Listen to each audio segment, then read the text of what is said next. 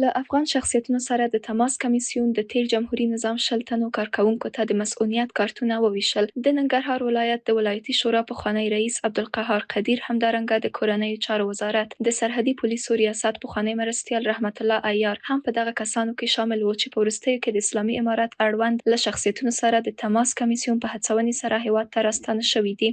یو شمېر هغه کسانو ته چې له نورو هیوادونو څخه د تماس کمیسیون له لارې څخه راستانه سوي، دوی ته د مسؤلیت کارتونه د افغان شخصیتونو سره د تماس کمیسیون د مشر شیخ الحدیث مولوي شهاب الدین دلاور صاحب په لاس باندې توزیع شول. مجموعاً ټول هغه کسان چې د کمیسیون له لارې څخه راغلي دي او دوی ته د مسؤلیت کارتونه سپارل سوي دي 1276 کسان کیږي، او یو شمېر داسې کسان دي چې د کمیسیون له لارې راغلي دي خو تر اوسه د مسؤلیت کارتونه نه دي اخیستي، په آینده کې به ورکړل شي.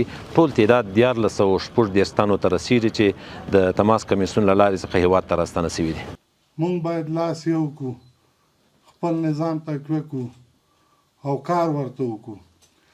هغه دوستان چې په بهرني هیوادونو کې سرمایه گذاري کوي باید خپل وطن کې سرمایه گذاری وکړي، باید خپل وطن مخکې ویسي.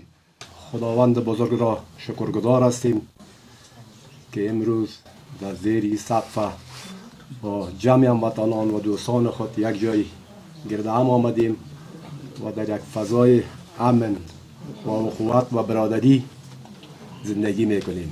مسئولینو وویل افغانستان د ټولو افغانانو ګډ کور دی. د تیر نظام مسئولین چې خپل هیواد ته راستانه کیږي دوی به ورته اسانتیاوې رامنځته کړي او هغوی ته به هیڅ ډول ستونزه نه وي. عزت شما نمیجاست، نه به افریقا بروین، نه به امریکا بروین، نه به عربستان بروین.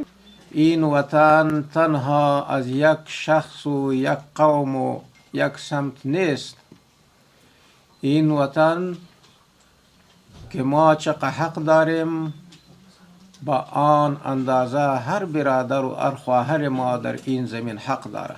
د تماس کمیسیون ټول مشران ډیر خوشحاله کیږي په دې باندې هغه کسان چې بیرته راځي چې دوی ته د دوی ستونزو ته رسیدګي وسي، د دوی مشکلات حل سي او دوی خوشحاله زندگی ولري.